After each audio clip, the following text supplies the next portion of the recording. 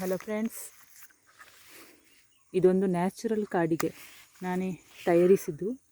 ಮಕ್ಕಳಿಗೆ ಮತ್ತು ಯಾರಿಗೂ ಬೇಕಾದರೂ ಇದನ್ನು ಯೂಸ್ ಮಾಡ್ಬೋದು. ಇದರ ವಿಶೇಷತೆ ಏನೆಂದರೆ, ಇದನ್ನು ಯೂಸ್ ಮಾಡಿದರೆ ಯಾವುದೇ ಥರದ ಇದು ಮಕ್ಕಳಿಗೆ ಈಗ ಕಲಿಯೋದ್ರಲ್ಲೆಲ್ಲ ಇದು ಹಿಂದೆ ಇರ್ತಾರೆ. ಈ ಥರದ ಒಂದು ಇದನ್ನು ಹಾಕಿದರೆ, ಕಾಡಿಗೆನ ಹಚ್ಚಿದರೆ ಅವರು ಇಂಪ್ರೂವ್ ಆಗ್ತಾರೆ.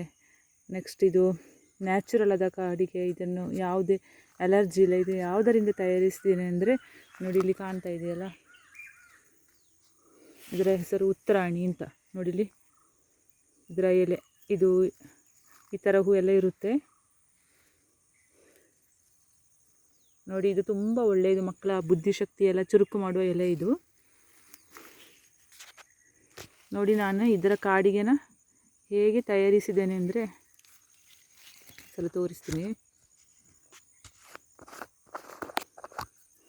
ನೋಡಿ, ಈ ಥರ ಇದೆ ಕಾಡಿಗೆ. ಇದು ಮಕ್ಕಳಿಗೆ ಡೈಲಿ ಹಚ್ಚಿದರೆ ಒಳ್ಳೆಯದು. ಕಣ್ಣಿಗೆ ಹಾಕಬೇಡಿ, ಇದು ಹಣೆಗೆ ಹಚ್ಚಿದರೆ ತುಂಬ ಒಳ್ಳೆಯದು. ಇದು ಹಚ್ಚಿದರೆ ಅವರ ಬುದ್ಧಿಶಕ್ತಿ ಎಲ್ಲ ಚುರುಕಾಗುತ್ತೆ. ದೃಷ್ಟಿ ಏನಾದರೂ ಏನಾದರೂ ದೃಷ್ಟಿ ಮಾಡಿದರೆ ಅದು ಕೂಡ ಕಮ್ಮಿ ಆಗುತ್ತೆ. ಎಲ್ಲದಕ್ಕೂ ಒಳ್ಳೆಯ ಪರಿಹಾರ ಅಂತ ಹೇಳ್ಬೋದು. ಒಳ್ಳೆ ಕಾಡಿಗೆ ಇದು. ಈ ಉತ್ತರಾಣಿಯ ಈ ಹೂ ಅಥವಾ ಎಲೆಯನ್ನು ಯಾವಾಗಲೂ ಮಕ್ಕಳು ಮಲಗುವ ದಿಂಬಿನಡಿಗೆ ಇಟ್ಟು ಮಲಗಿದರೆ ಅವರು ಹುಷಾರಾಗ್ತಾರೆ, ಕಲಿಯೋದ್ರಲ್ಲಿ ಚುರುಕಾಗ್ತಾರೆ ಅಂತ ಹೇಳ್ತಾರೆ.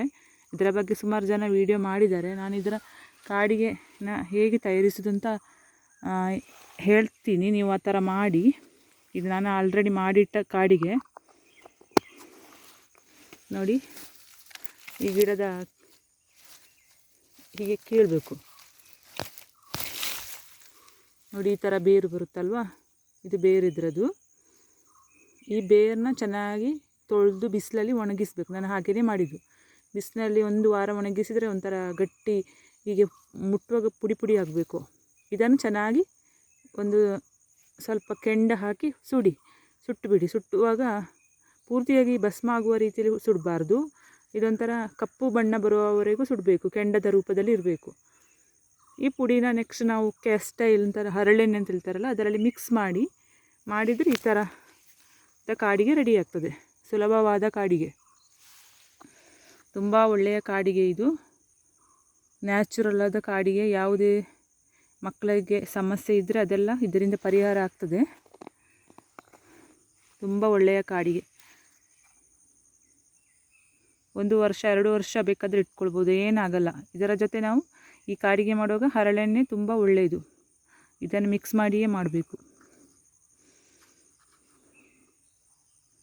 ನಿಮಗೆ ಈ ಮಾಹಿತಿ ಇಷ್ಟ ಆಯಿತು ಅಂತ ಅಂದ್ಕೊಂಡಿದ್ದೀನಿ ಫ್ರೆಂಡ್ಸ್.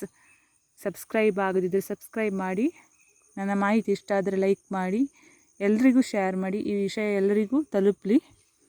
ಸುಲಭವಾದ ಕಾಡಿಗೆ ಹೇಗೆ ತಯಾರಿಸೋದು ಅಂತ ಹೇಳಿದ್ದೀನಿ. ನೀವು ಕೂಡ ತಯಾರಿಸಿ ನೋಡಿ, ಅದರ ಪ್ರಯೋಜನವನ್ನು ಪಡೆಯಿರಿ ಅಂತ ಹೇಳ್ತಾ ನನ್ನ ಈ ಟಾಪಿಕನ್ನು ಇಲ್ಲಿ ಮುಗಿಸ್ತೀನಿ. ಮುಂದಿನ ಟಾಪಿಕಲ್ಲಿ ಸಿಗ್ತಾ ಇದ್ದೀನಿ. ಓಕೆ, ಬಾಯ್ ಬಾಯ್.